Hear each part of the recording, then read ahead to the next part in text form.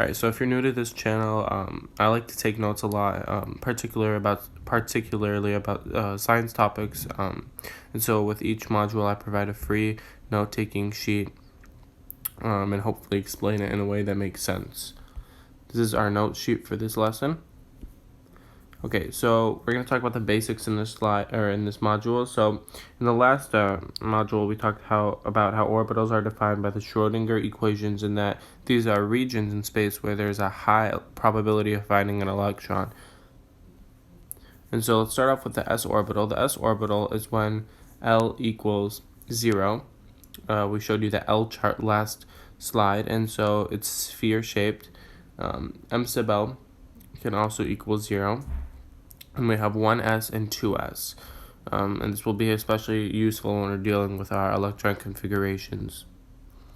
Next, we have our p orbital. This is when L equals 1.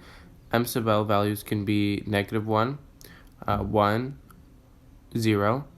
So I don't know, I think that's a mistake I made. Just keep that in mind. M sub L values can be -1, 0, and 1. I do say it later, where I say 3 orientations in space of the p orbitals, and it's also going to be a dumbbell shape.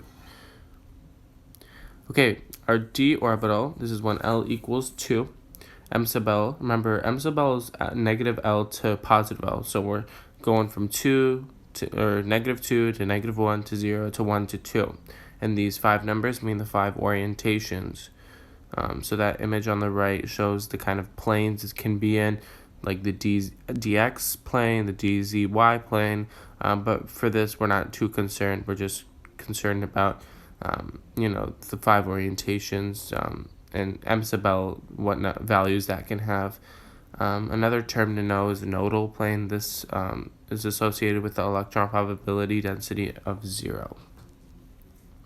Next, we have the f orbital. This is when L equals 3. M sub L could be -3, -2, -1, 0, 1, 2, 3. Remember, we're going to have -L to +L, and these 7 numbers mean we can have 7 orientations.